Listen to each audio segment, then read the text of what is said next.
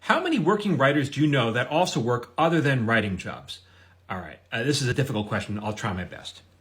So I have made my living exclusively as a television comedy writer for the past 26 years.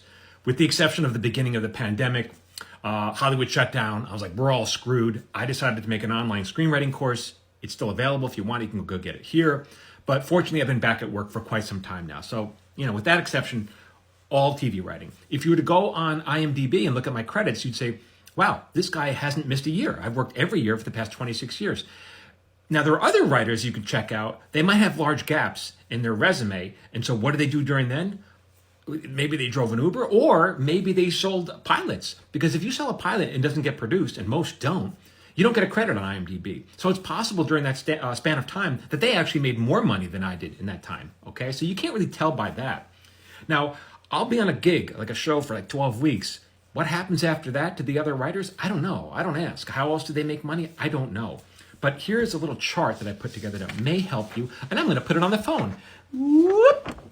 So this pyramid represents working screenwriters in Hollywood. At the bottom, you have struggling writers. Maybe they were on a show or sold a movie, and maybe they flamed out, or maybe they're hoping to get their next gig, and it may take years. So what happens in between them? I don't know. Many have other revenue sources. You'd be smart to have other revenue sources in Hollywood. At the top, you have the elite. You have household names like Shonda Rhimes and Phoebe Waller-Bridge and Vince Gilligan and Chuck Lorre, people whose names you may have heard of. And then somewhere in the middle, maybe around that dotted line, maybe that's me, somewhere at the top of the bottom or at the bottom of the top. Although I bet if I called my agent and I said, hey, where would you put me in this pyramid? He would probably say, I'm sorry, who are you again? Hollywood. So I don't really know, but on this page, I try to offer advice for people who are somewhere, want to be in the middle, somewhere, people who make their living just by writing TV shows. And that was always my goal when I started off. It wasn't to win an Oscar, it wasn't to walk the red carpet, it was just to get paid doing something that I probably would have done for free, although now I demand money, right? So yeah, when I offer tips like, on posts, sometimes people will say, they disagree with me because this is my point of view, somewhere in the middle, right? And they'll say, I believe Quentin Tarantino would beg to differ. Yes, but here's the thing.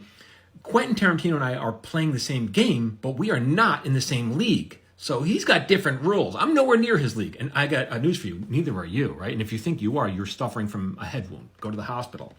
So that's my point of view, right? Just tips to help you get somewhere in the middle. That should be the goal, just to be a working writer. And for more of that, just keep following me here at Michael Jamin Writer. Okay. What about Christopher Nolan? Yes, Christopher Nolan. I understand.